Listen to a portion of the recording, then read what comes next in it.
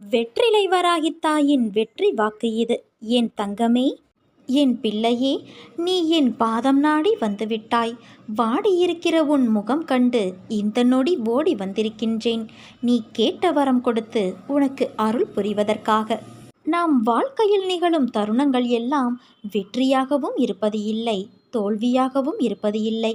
வெற்றிகள் நிலைத்து இருப்பதில்லை, அதே போல தோல்விகளும் அப்படியே நிலைத்து இருப்பது இல்லை. வெற்றி என்றும் சந்தோஷம் தரும், ஆனால் அந்த சந்தோஷம் வாழ்க்கை முழுவதும் கிடைக்கும் என்று எதிர்பார்க்காதே. அதே போல தோல்விகள் கஷ்டத்தை தரும், அதுவும் நிரந்தரமாக வாழ்வில் நிகழ்வது கிடையாது. வெற்றியில் ஆணவத்தை காட்டாதே, அதே போல தோல்வியில் விரக்தியை காட்டாதே குழந்தையே. ஏனென்றால் இரண்டுமே வாழ்க்கை அல்ல. ஜெயிப்பவர்கள் தோற்பார்கள், தோற்பவர்கள் ஜெயிப்பார்கள். அதிலிருந்து என்ன பாடம் கற்றுக்கொள்கிறாய் என்பதுதான் உண்மையான வாழ்க்கை. அதன் வெற்றி பாதை உனக்கே தெரியும்.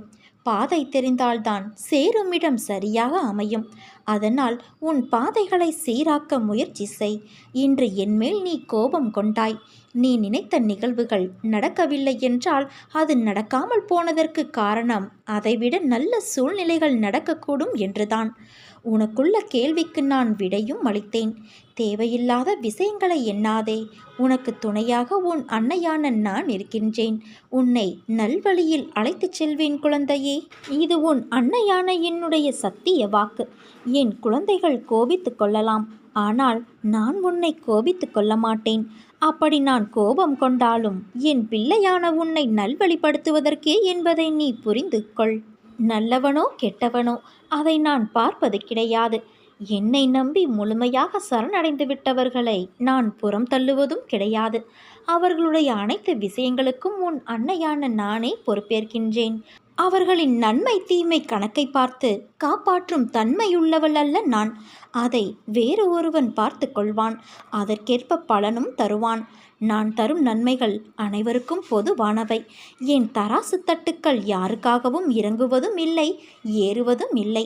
அதே போல என்னை 40 ஆண்டுகள் வணங்கியவனாக இருந்தாலும் சரி, 4 நாட்கள் மட்டும் வணங்கியவனாக இருந்தாலும் சரி, ஆத்மார்த்தமாக என்னை நோக்கி கூப்பிட்டால் உடனடியாக நான் பதில் கூறுவேன். நிராகரிப்புகளைக் கண்டு நெஞ்சு உடையாதே.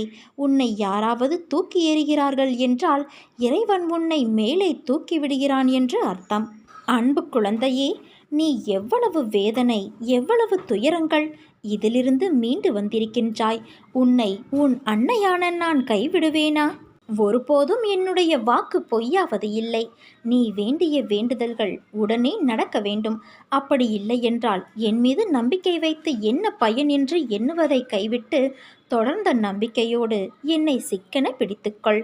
படிப்படியாக நிச்சயம் நீ நினைத்தது நடக்கும். காலப்போக்கில் என் வார்த்தை உண்மையானது என்பது உனக்கே புரிய வரும்.